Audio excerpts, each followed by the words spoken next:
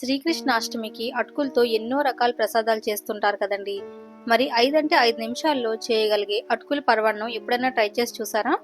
బియ్యంతో చేసే పరమాన్నంలా కాకుండా కొంచెం డిఫరెంట్గా యాలక్కాయ పొడి కూడా వేయకుండా ఎంతో రుచిగా కుదురుతాదండి ఈ అటుకుల పరమాన్నం. నా తరపున కృష్ణాష్టమికి చేయగలిగే ప్రసాదాన్ని మీతో షేర్ చేసుకుంటున్నానండి. మరి నా ఈ చిన్న ప్రయత్నం మీకు నచ్చితే ఈ ఛానల్ని సబ్స్క్రైబ్ చేసుకోండి. అలాగే ఈ వీడియోని లైక్ కూడా చేయండి. ముందుగా అయితే అటుకులు ఫ్రై చేసుకోవాలి. ఇక్కడ ఫ్రై చేసుకోవడం కోసం ఫస్ట్ నేను ప్యాన్లోని 3 నుంచి 4 స్పూన్లు నెయ్యి వేసుకొని ఇందులో ఇప్పుడు 100 గ్రాముల అటుకుల్ని వేస్తున్నాను. ఈ అటుకుల్ని ఇప్పుడు లో ఫ్లేమ్లోని ఫ్రై చేసుకోవాలి. 2 to 3 మినిట్స్ ఫ్రై చేస్తే సరిపోతుందండి. కంటిన్యూగా కలుపుతూ ఉండాలి. కలపకుండా వదిలేస్తే అటుకులు మాడిపోతాయి. అటుకులు ఇలా ఫ్రై అయిన తర్వాత ఇందులోని 1 కప్పు పాలు ఇంకా 1 కప్పు నీళ్లు వేసుకోవాలి. అలాగే స్వీట్నెస్ కోసం 50 గ్రాముల పంచదారని వేస్తున్నాను.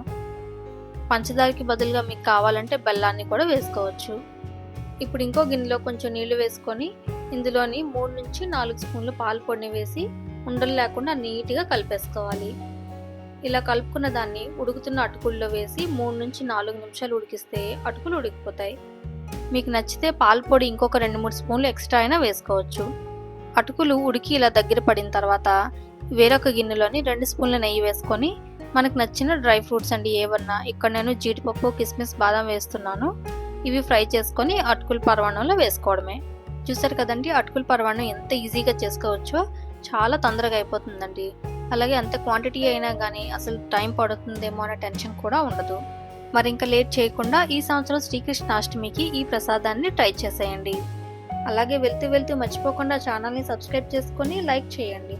అలాగే ఎవరికన్నా యూజ్ అవుతుంది అనిపిస్తే ఈ వీడియోని షేర్ కూడా చేయండి.